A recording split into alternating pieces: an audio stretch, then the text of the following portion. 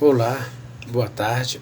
Espero que todos bem, iniciando um ano novo, que a gente tenha muita tranquilidade nesse ano e que logo logo estaremos todos certamente em sala de aula, graças aí os esforços para a vacinação. Não é isso que a gente espera? Pois bem, pois continuando então os nossos encontros, hoje a gente vai falar um pouquinho sobre a questão das formas de governo e regimes políticos. E eu já enviei o texto para vocês pelo grupo do WhatsApp, certo?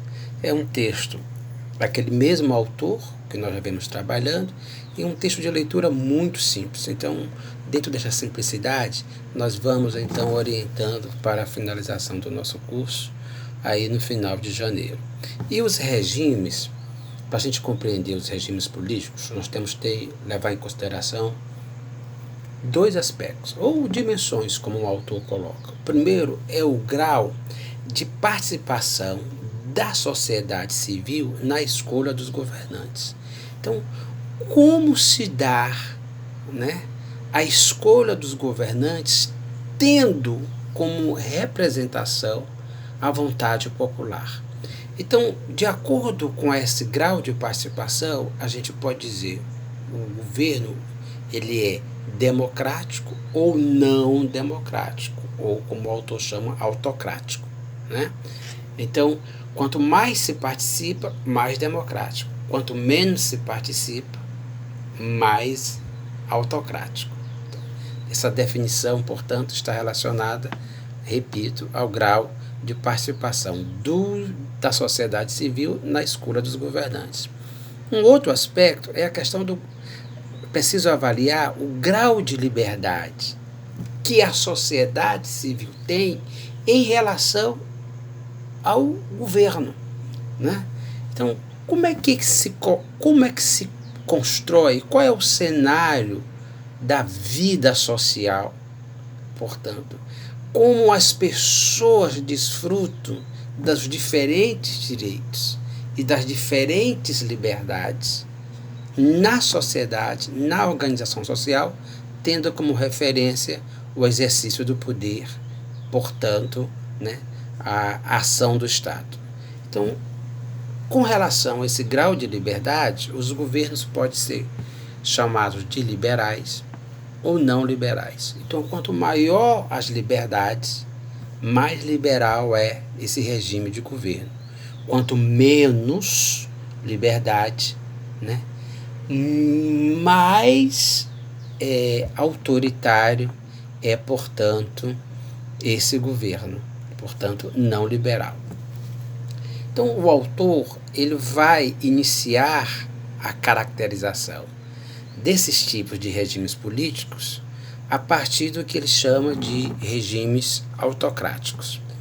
E ele vai caracterizar 3 regimes que, em regra, né, são as classificações apontadas pelos mais diferentes autores, né, que é o regime autocrático totalitário, o regime autocrático autoritário e o regime autocrático liberal. Então, o que seria, portanto, um regime autocrático? É aquele regime em que o exercício do poder, portanto, a ação do Estado, representado pelo governo, nasce a partir de si próprio. Então, é o poder a partir de si, né? Logo, vocês vão ver logo no começo do texto, ele vai fazer a diferença entre democracia entre o governo democrático e o governo autocrático, né? Então, a democracia, né, remetendo lá à gênese, à origem do termo, né, diz que democracia é poder do povo, né, é um poder que emana do povo. Então, autocracia, governo autocrático, é um poder que emana do próprio governante, né, emana de si mesmo. Então, tendo como referência essa caracterização de um poder que emana de si próprio, do próprio governante, se tem, portanto, essas caracterizações, né, de governos autocráticos, totalitário, autocrático e liberal. O que seria, portanto, né, que características nós podemos encontrar nesse governo autocrático totalitário? Ora, se a gente tem como referência, né, que ele é autocrático, porque a sociedade civil, os governados não participam da escolha dos seus governantes, então ele é autocrático. Se eu digo que ele é autocrático totalitário, significa dizer, portanto, que há vamos dizer assim, um fechamento ainda maior dessa característica de grau de participação, né? É levar ao extremo a essa não participação, uma vez que as experiências totalitárias, em regra, elas têm se baseado em 3 aspectos. Primeiro é a figura de um partido único. Só existe um partido, que obviamente é o partido do governo. Aquilo é a única referência de participação política. A sociedade civil é chamada para se inserir nesse único partido. Um outro aspecto é que essa movimentação popular, portanto, né, para canalizar essa movimentação popular para esse único partido, ele tem uma referência que é uma questão revolucionária. Há uma perspectiva desse partido único de governo e, portanto, do governo, em querer transformar uma determinada realidade social. Então, há essa característica de ser ela revolucionária, romper, de ruptura, né? De ruptura social, evidentemente, a partir de todo o arcabouço e preceitos que esse governo acredita que seja o melhor para aquela determinada sociedade. E essa característica de revolucionar, portanto, tem uma base ideológica, né? Acredita-se que precisa mudar, né, para um outro estágio, e essa mudança ela vem embasada em algumas verdades. E essas verdades, elas precisam ser inseridas no contexto social. As pessoas precisam, de fato, acreditar nessas mudanças e que elas são melhores para a sociedade. Há, portanto, aí aquela a culminância absoluta do que a gente viu lá de poder, né, econômico, político e ideológico, certo? Então, o Estado vai lançar mão daquela característica coercitiva que é própria dele para, através de um projeto ideológico, fazer esse controle, esse monopólio da sociedade. Então, no governo autocrático totalitário, não existe margem para a vida social, né? Não existe margem para a vida privada. Tudo é controlado pelo Estado. No governo autocrático autoritário, né, não existe essa premissa de monopólio absoluto do Estado sobre a vida social. Há margem para uma vida social controlada pelo Estado, é bem verdade, né? Há margem para garantia de alguns direitos privados, mas há um controle da ação do Estado pelos governantes. E se vocês forem atentar lá no livro, o autor vai chamar muita atenção a questão dos estados de exceção, né, ou dos governos de exceção, ou das ditaduras militares na América Latina, incluindo o Brasil, né, em que há aí uma preservação, né, de uma série de institutos ou de instituições, né, que vão garantir uma certa diferenciação dessas experiências históricas na América Latina, mais precisamente no Brasil, em relação a outras experiências. Então, assim, por mais que tenha havido, né, um uso bastante forte do poder do Estado, da força do Estado, eu diria até do certo terror do Estado, como o autor coloca, esse governo não pode ser caracterizado como um governo totalitário, né? Ele foi absolutamente autoritário, né, uma vez que se arranjou em alguns embasamentos que impediam, né, livremente a participação popular na escolha dos governantes, certo? E até isso não foi absolutamente fechado, porque mesmo sob o regime militar, né, para alguns cargos haviam processos eleitorais. E no caso do Brasil, por exemplo, não teve um partido único, né? Vocês não devem se lembrar, são todos muito jovens, mas foi o bipartidarismo que foi a base durante todo esse período militar, Arena e MDB. E por fim, o autor vai caracterizar o Estado autocrático liberal.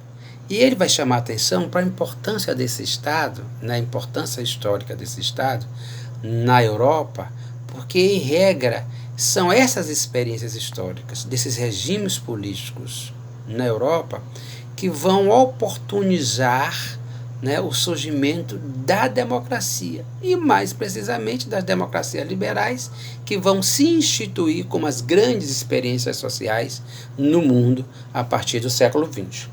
Então, por que esses governos autocráticos liberais são importantes? Porque eles vão pautar na experiência social uma série, né, de características institucionais e de direitos que serão preservados como experiência daquilo que é mais avançado para a organização social, que a gente comumente vai chamar de democracia, certo? Mas lembre-se lá, o próprio autor chama a atenção, que esses liberais, né, em sua gênese, os teóricos liberais, eram absolutamente contrários à ideia de democracia. Nós já vimos, inclusive, isso. Mas, evidentemente, a realidade, como o próprio autor chama a atenção, mostrou o contrário, né? Os preceitos teóricos liberais, eles vão ser absolutamente utilitários, vamos dizer assim, e utilizados para compor um quadro de organização social democrática.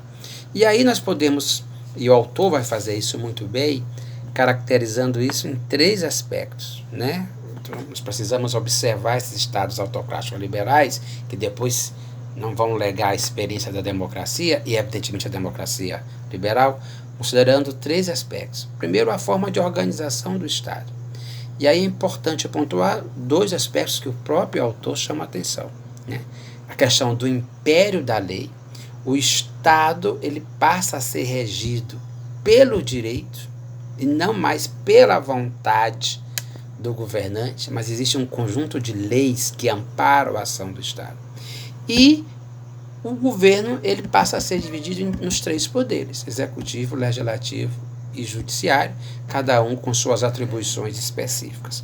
Do ponto de vista desse ordenamento jurídico, que vai sustentar, portanto, o Estado e a sua ação, entra, portanto, um campo, né, de proteção, e o Estado passa a proteger, né, a se organizar a partir da lei e assegurar determinados direitos que são fundamentais para a vida em sociedade, né? Então, aí nós podemos ter um conjunto de direitos que estão no campo das liberdades, né? A liberdade de dizer o que pensa, a liberdade de expressão, a liberdade de livre circulação, de ir e vir à vontade, sem se perceber vigiado, né? A liberdade de culto, portanto, não há essa perspectiva, né, de monopólio religioso, né, e muito menos de intolerância religiosa. E também a questão, do ponto de vista civil, do direito à propriedade, que é um direito, nós já vimos, basilar para o pensamento liberal. Do ponto de vista político, né, esse Estado assegurado nas leis, eles também passam a garantir algumas prerrogativas que são importantes no pensamento liberal. O primeiro é a representação política, né? Observe que ele é autocrático, né? Porque nós já falamos sobre isso. Há uma certa dificuldade de participação na escolha dos governantes, mas nesse Estado autocrático liberal há uma maior participação da representação política e uma maior participação na escolha de seus representantes. Embora essa participação política ela esteja efetivamente associada à questão de gênero, né? Há uma representação, há um direito ao voto, mas os homens que votam, né? E evidentemente os homens que têm um maior poder de renda. Então, a participação política, a representação política a partir do voto estava associada a posse, a rendimentos e o fato de ser homem.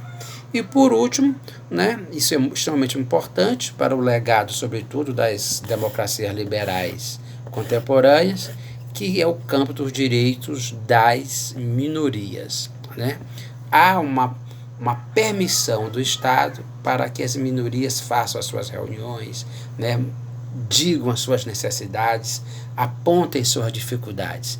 Esse conjunto, portanto, de direitos assegurados às minorias vai ser fundamentais para a sociedade contemporânea. Então, eu vou passar a atividade na plataforma e no nosso próximo encontrozinho aí, nessa modalidade gravada, de uns 15 minutos, eu vou falar um pouco, a partir do livro, sobre os regimes democráticos, tá bom? Até mais.